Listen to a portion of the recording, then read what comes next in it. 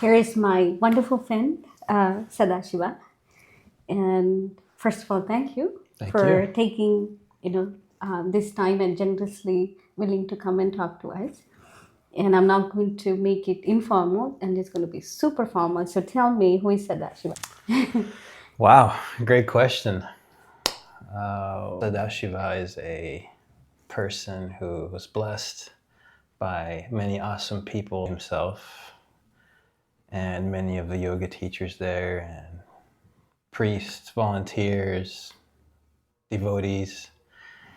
And prior to going there, I was looking for stuff, guidance, clarity in life, peace, taking yoga classes, trying to find, good mental health tools and friends and inner peace, and met Swamiji himself, and he blessed me with that name.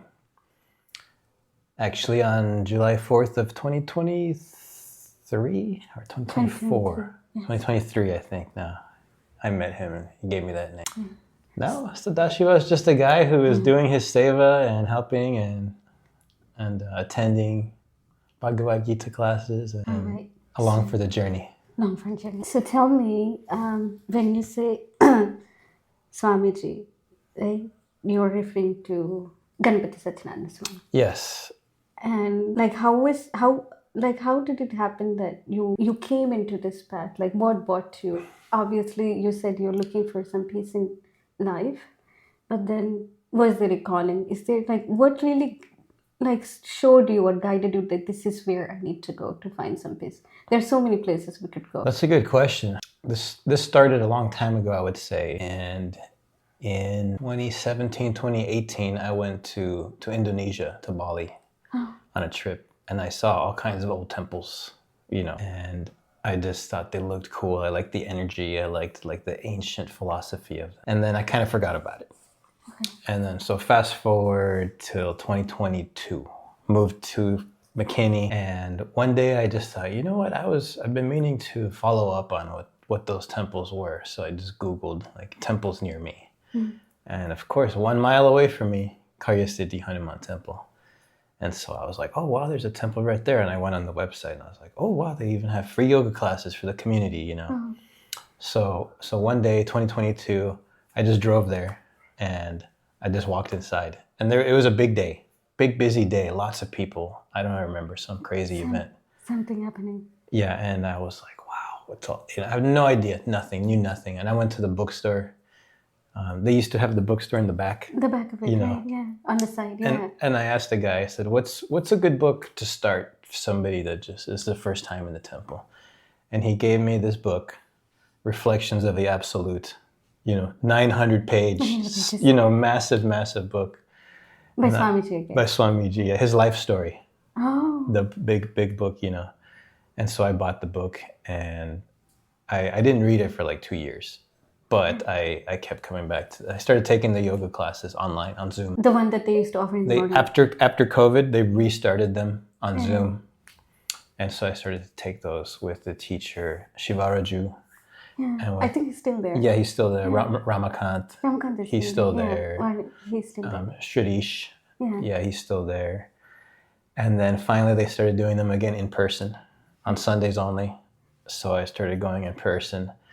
And then I started starting to study yoga certification to teach myself, 200 hours certification. Is it through the temple or No, on my own.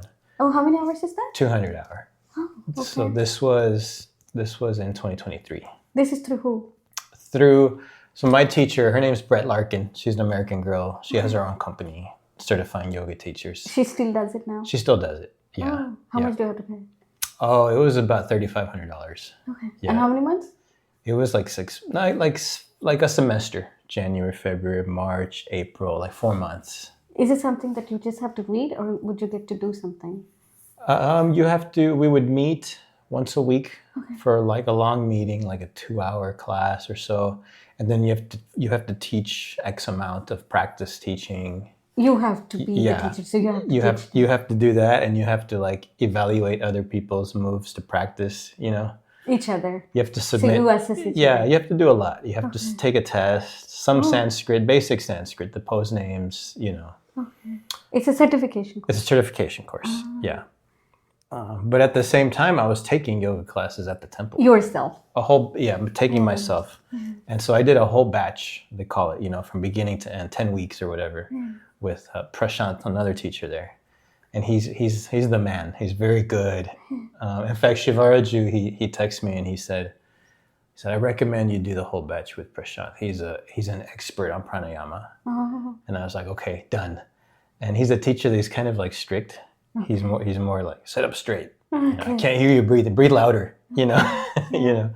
So I did the whole batch and learned a lot. And at the same time, I was studying to teach. So it was like drinking from a fire hose, they say. So tell me two things, like which struck me, right? When you were in Bali, and I'm going to go back, and you said you felt some energy. Like, tell me what that experience was like. What is that you were feeling?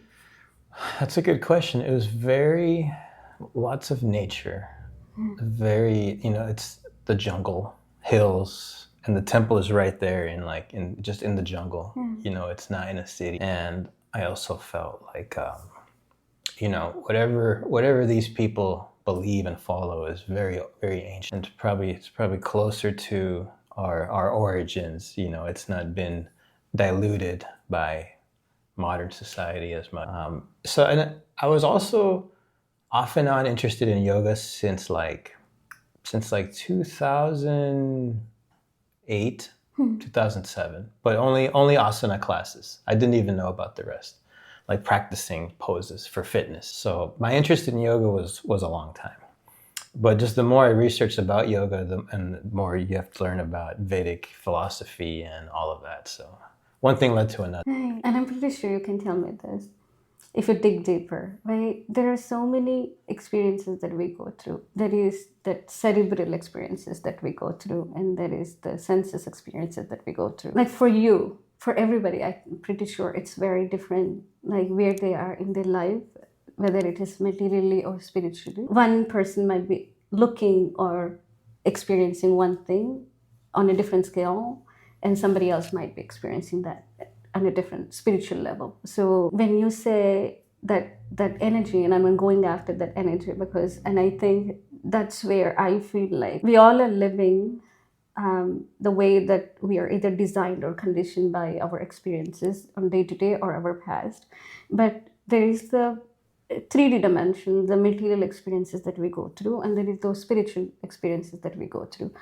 And even though we talk about it, we cannot show or like present somebody, this is what the experience is. But at least we can try to say, hey, this is how it is. So tell me, like not just the formal, like being it like ancient and old. What is that really you experienced internally, that aura or energy? And I think that is what brought you back to Parisiddhi Hanuman Temple. That is what brought you back to even wanting to learn yoga. And I think that is what really brought you to actually go through the certification, because that spiritual purpose has driven you. That experience was so intense that it really brought you back. So give us like, what is that like that you experience? And then maybe now at this point, since you have become the yoga teacher and you are doing yoga on your own, maybe it's something that we can offer to people and say, this is what we can experience on a different dimension. I would say the spiritual experience that I had that brought me back was a feeling of knowing that, hey, this path might lead me to finding peace. Obviously you don't become a yogi instantly. You don't become enlightened overnight. It can take lifetimes, as I say. But at that time, many times in my life, struggled with all kinds of stuff, mental health issues, or anger, or stress, whatever. But there was always like a desire to find a cure to that, or find an answer, or to like let it go, And yoga seemed to be a way that offered that. Not instantly, but like, well, hey, if you try these things, meditation, breathing, all kinds of stuff, you can become more peaceful, happier, more content. So I would say that's what brought me back, or that's what led me there. Yeah. And you continue to feel the same way like now when you... Oh, even more. Even more. Even more, you know. Yeah. In fact, so I remember when I first started my yoga training to be a teacher, I just thought at that point I was taking yoga in the gym and I wanted to be a substitute It was teacher. supposed to be It a was gym workout, thing. a workout, It was supposed to be a gym thing. And the first day I remember my teacher saying, you know, if you think yoga is just a workout, it's not. She's like, it's going to like heal you. It's going to heal your emotions. It's going to heal your trauma. And at that time, I was thinking like, I don't want to do all that. I don't need help. I don't need healing. You know, I just want to be a gym teacher. Yeah. But of course, you know, I stuck with it. And then down the road, I think, yeah, she was right. She was right. It helps with so much more. So much better. Yeah. So when in fact now these days I hardly do the asana practice anymore. What I do is just sadhana, you know, bhakti, you know, meditation. Yeah. You're on this side now. Like you were on the other side. Now you're the teacher. Yeah. You probably are helping so many people on a day-to-day with the same things, similar things, or maybe lots of difficult things that we never know what they're going to do. Like tell me more about like what do you think that you're offering to these people that you're actually teaching every day? Oh, that's a good question. Well, because I'm a teacher in my day job, I'm teaching high school kids. What do you teach? I teach automotive. I teach dual credit automotive tech. So I have high school kids that come in the morning to the community college and learn how to work on cars. And then they go to their high school classes. Oh, so middle of the day. Middle of the day, yeah. And, you know, I'm an introvert naturally. I'm kind of quiet. I would like prefer to be at home by myself, but I can't. I have to be at work. You're saying that, but you're not. So I see you every day, but you're not. Yeah. So I have to, you know, put on a good face and entertain these kids, you know. So on the surface, my job is just to help them, pretty much prepare them to try to get jobs, you know. But obviously it's more than that. So I have to, and then my yoga students, they, at the Apex where I teach in McKinney, Apex Center McKinney, it's a gym. It's a gym. Okay. Yeah, most people come there for a workout, you know. And if you ever take my yoga classes, you'll see that, yes, it's a workout, but I keep a very chill vibe, relaxing music. And at the end, I bring them all down to breathe and sit down and relax, take a couple, you know, close your eyes a little bit. So people always leave kind of feeling, yes, I got a good workout, but I feel a little bit at peace, a little bit relaxed. Yeah. So I just try to insert a little bit of bhakti or a little bit of, you know, peace seeking in all my teaching. And even with the high school kids, you know, when things get stressful, I try to just always be calm with them, you know, like put them at ease. So just try to be a good example, I guess, to sum it up. Sum it up, right. So I've seen you in so many different shoes. I've seen you in the garage on the campus. I bought my car. Yep, working on your car. Worked on my car. And I see you at the temple doing chanting, Bhagavad Gita chanting. And I've seen you as a father. I've seen you as a husband. Wherever I've seen you, there is a very special aura that you bring to people. I don't know if people have said that. But then, as you said, you bring so much of peace, like when they actually speak to you. So tell me a little bit about your little angel, Liliana. She is so gorgeous. Yeah. I've not seen her recently. I but know. Yes. But my little angel, Liliana, my daughter, she's 6. We call her Baladevi. Baladevi? Baladevi. What does Baladevi mean? Baby goddess. Baby goddess. Baby goddess. Unofficial name. Just nickname. Daddy gave to the daughter? I think, I don't know who gave it to her. Maybe I did, or just somebody at the temple. Somebody at the temple? Yeah. She does look divinely. She does. Yeah, she does, yeah. So she's my little one, and she's been going to the temple for a long time. She's been, she did a whole batch of the kids' Saturday yoga classes. And she's satisfied, just like Daddy? She got a certificate. She got a certificate as well? Yeah, from Anil G, another one of the teachers there. Yeah. And she was so little when we first started going there.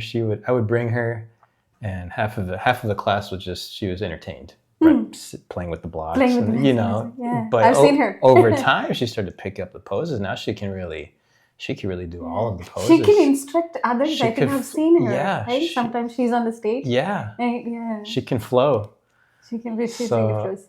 So another thing with the yoga is that for me, one thing led to another. I was curious about yoga. I'm like, oh, well, yoga comes from Patanjali Yoga Sutras. I'm like, oh, I love ancient texts. I'm like, oh, well, then that leads to Bhagavad Gita. And then you read that, and then Upanishads. I remember I read that on a plane traveling. I know, I was going to ask you about loved that. it, yeah. And then you already grabbed my question. You cheated. Yeah. Because it was So at the top of my mind. Upanishads was, because Upanishads all examples of like finding peace and answers to life and all that too. So I was very interested in that. But similar with taking Liliana to the temple, yoga class led to, well, you want to stay for Aditi? Okay, yeah, stay for Aditi, and then I remember I actually met you after Hanuman Chalisa chanting, and we just started talking. And it was after Aarti, I think. Yeah, and then they started doing know. Gita, and I was like, what's this? And you said, oh, you can. No, I actually saw you first time. Saturday morning you do Hanuman Chalisa. Yeah. And then you had the whole equipment. You had tambourine. the whole bag. The tambourine, You had the whole bag. And you were like, who is this guy who has like all these gadgets in his bag? And he would bring them out. Yeah. And then I didn't have any one day. So I like turned and I said, can I borrow? And then a shaker. Yeah. So you used to be like Saturday afternoon for the Hanuman Chalisa. Yeah, that was before Liliana had like kids gymnastics and others. Yeah, but Radhika is the one that invited me to that. Yes, you told me. And I'm like, how do you know this? And you said, Radhika has invited me. I knew her from the yoga because she's a volunteer and she knows all the volunteers. So it's everything is one thing led to another. Right. So I've seen you Saturday mornings for Hanuman Chalisa, and then I've seen you chant as well. And then later, again, I see you with the Bhagavad Gita, right?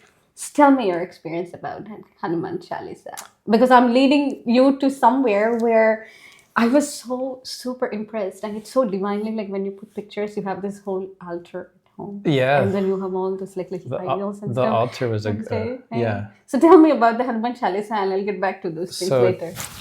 When I first went to the temple in July 2022, it was just a random day. I don't remember. And then it was a great experience. It's very overwhelming a little bit, but it's just a new place and it's huge.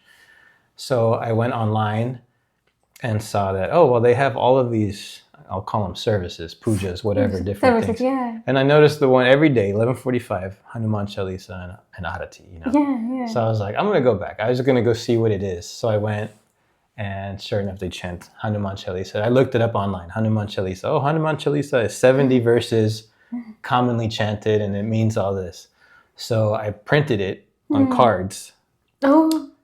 And for like... they have a smaller version. I know. Check it out in the library. I know. We probably figured it out that they have something up there. Yeah. But for like 2 years, I practiced it. The whole Hanuman Chalisa? Yeah. Now you know it? Almost there. Wow. And Lilian as well? No.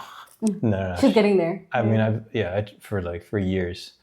So there's a whole other story about memorizing certain chants, because DKY, Datta Kriya Yoga, has their own prayers, prayer to Shakti and other ones that took me a long time to memorize. Yeah.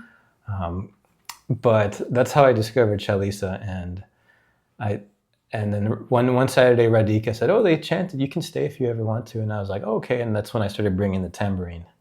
So that's how I discovered Hanuman Chalisa. Okay, so I was going to ask you about Bhagavad Gita, but I'm going to go back and ask.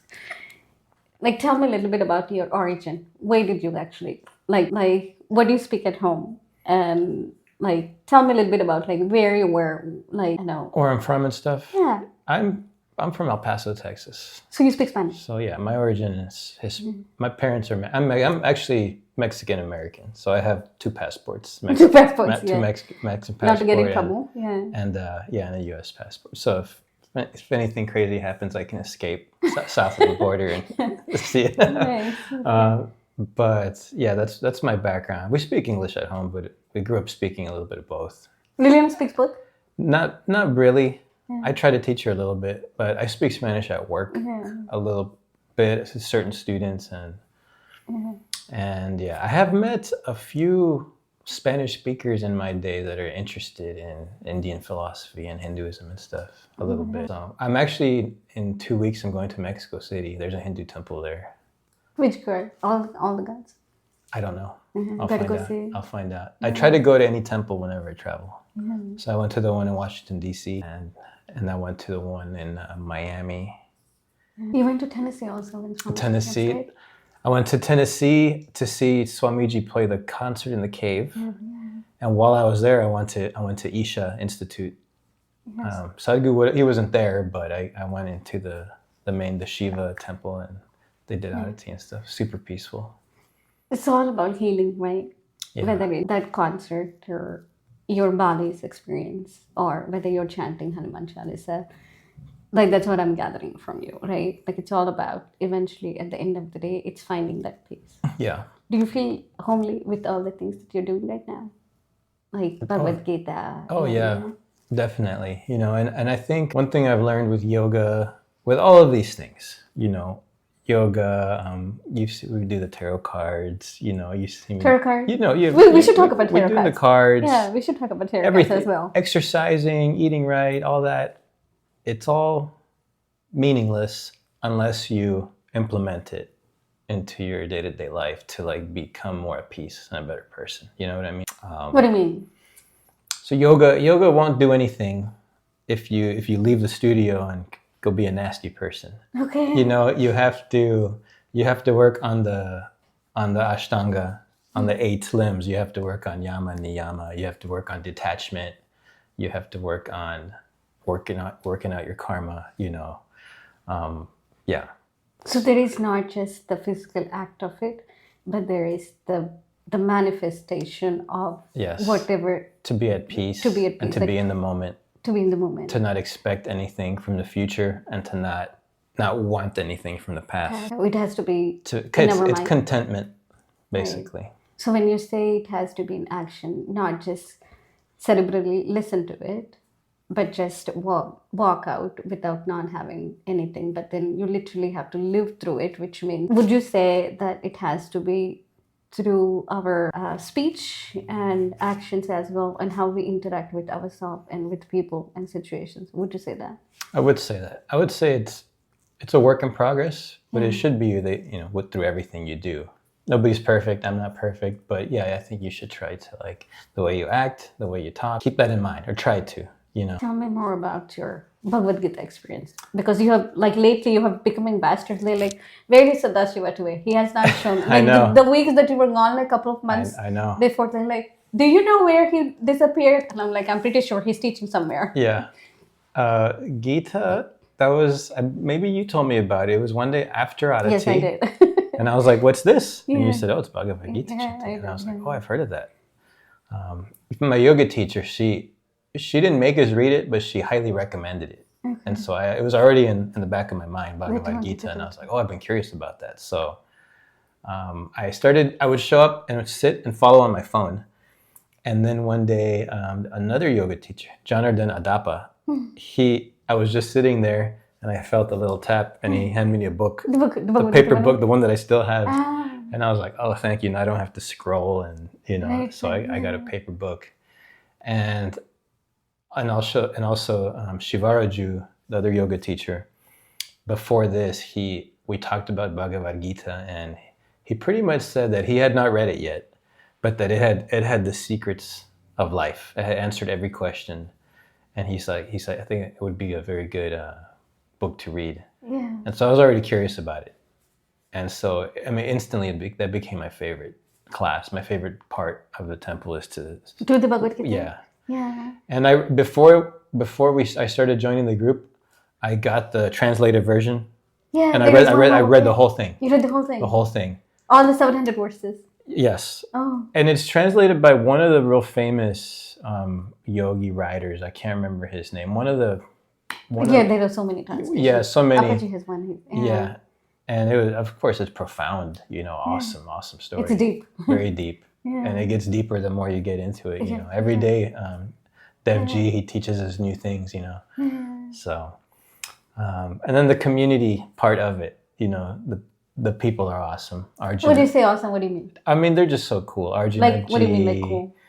Friendly, welcoming, kind, giving. It's an awesome community. They make you feel welcome. They're nice people to be around. Yes. So I definitely. So, as much as you feel like we are part of that family, everybody there has like such a great connection with you. Maybe sometimes you just don't show up, and we actually miss you. We're like, where is he? So you bring a different dimension to that group actually, and I think that is very influencing, not just for the group who has been practicing already, but for the group who are trying to get in. And I don't mean it by religion, I just mean it like the presence and the aura that you bring.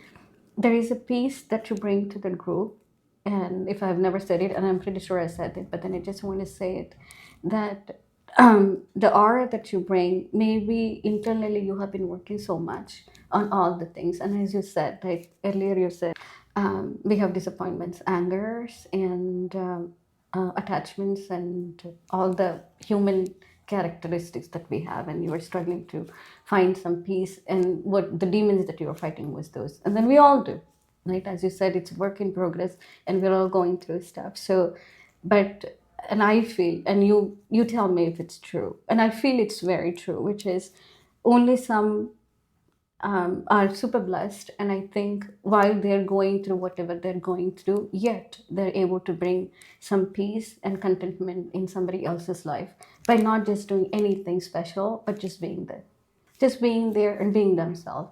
And I feel like you're one of them, and we feel, and as a group we are thankful, and I'm thankful. And sometimes, even though and I don't want to say this like egoistically, but sometimes like I feel like that's in me as well. And people say, hey, you know what, when we see you, we see like the goddess, Mata, and it could be anything, right? You're just as, and then the reason why I'm saying is, you bought this very interesting thing where you keep your mind and heart pure as much as you can, to the extent that we can, and then your thoughts and intentions and what you say to people really matters.